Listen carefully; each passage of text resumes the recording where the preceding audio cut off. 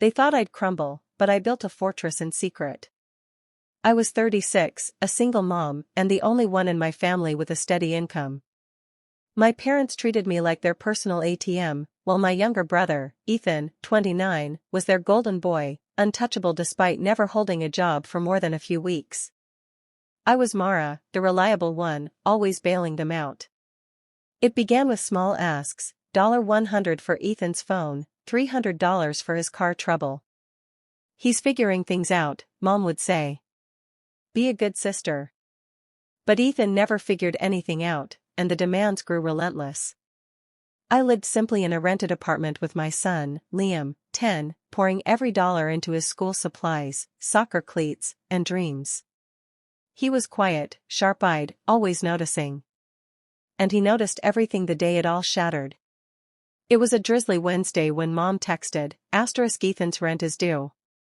Don't let him down, my heart sank. I'd just paid for Liam's glasses, and my savings were nearly gone. I replied, I can't this time. 90 minutes later, they were at my door. Mom didn't knock, she hammered like she was owed my soul. Dad stood behind her, arms crossed, ready to judge. What, you're too good to answer us now? Mom snapped as I opened the door. I can't pay Ethan's rent, I said firmly. Liam comes first. Dad sneered, shoving past me. Your kid's glasses matter more than your brother's home? The mockery stung. Ethan's 29, I said. He can work. That's when it erupted. Mom's eyes blazed. You ungrateful, she hurled her purse at me, grazing my cheek.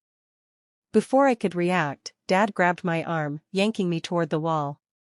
I tripped, my knee slamming into the table, blood seeping through my jeans. Liam screamed from the hallway. Mom. He rushed forward, but Mom blocked him. Stay out of this, Liam. Your mom needs to learn her place. Her place? I was a grown woman, bleeding in my own home, and they were schooling me? Get out, I said, voice trembling but solid. Dad chuckled. Not until you send Ethan the money. They sank into my couch, smug, like my blood and Liam's tears were irrelevant. All they cared about was Ethan's rent. That night, I locked Liam and myself in my bedroom.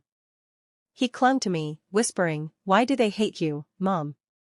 I had no words, but something in me solidified, like a spark catching fire. The next morning, I dropped Liam at school, a sleeve covering the bruise on my arm. Then I drove to the courthouse. My name wasn't on Ethan's lease, but I knew his landlord. And I knew something my parents didn't. 2 years ago, I'd started saving every spare cent, raises, side gigs, anything I could scrape together. I didn't just save, I invested.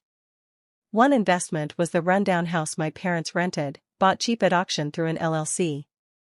They had no clue I was their landlord. Now, I was ready to play that card. I told no one, not my closest friend, not my financial advisor. This was my move, calculated and quiet. At the courthouse, I filed for an emergency restraining order. The bruises, the medical report, Liam's shaky testimony, it was enough. The officer nodded. You're doing what's right, he said.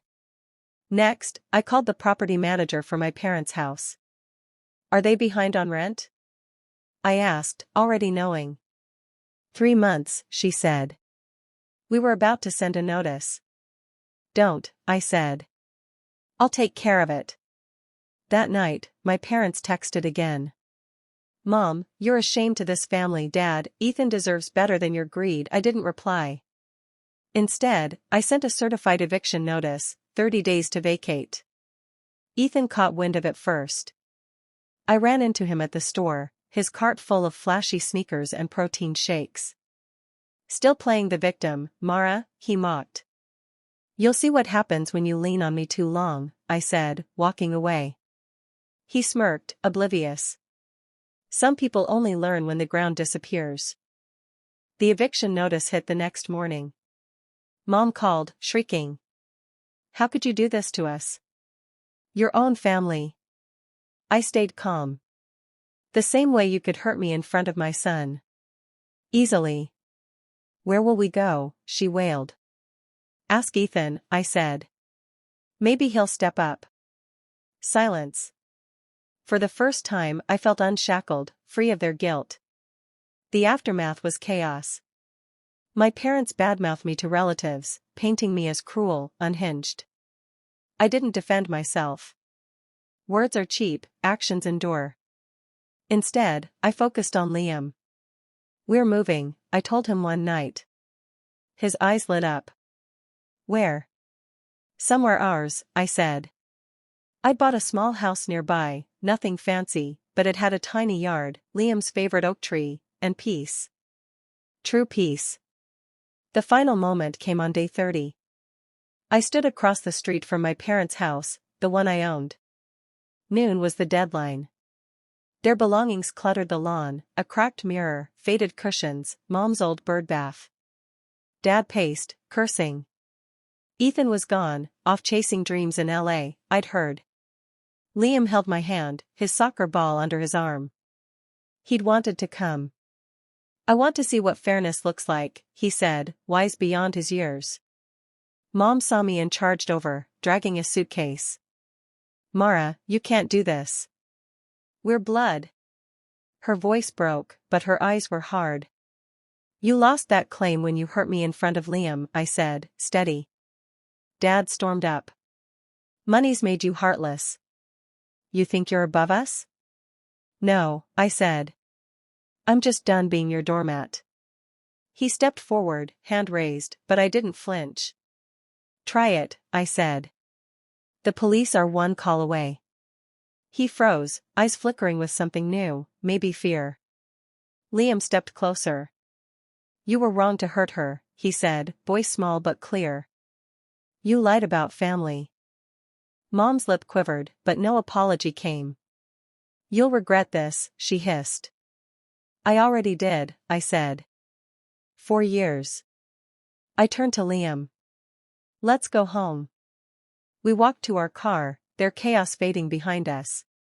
That night, we sat in our new kitchen, sipping hot chocolate. The oak tree outside swayed in the dusk. Are you okay, Mom? Liam asked. I'm free, I said. Like we've finally found our ground. Weeks later, a cousin texted, my parents were in a cramped apartment above a shuttered bakery. Ethan had ghosted them, leaving a trail of debt and excuses. No one came to their rescue. They'd burned every bridge. I didn't respond. Instead, I posted a photo of Liam by his oak tree, soccer ball in hand, captioned, *, we're not afraid anymore. We're home. *.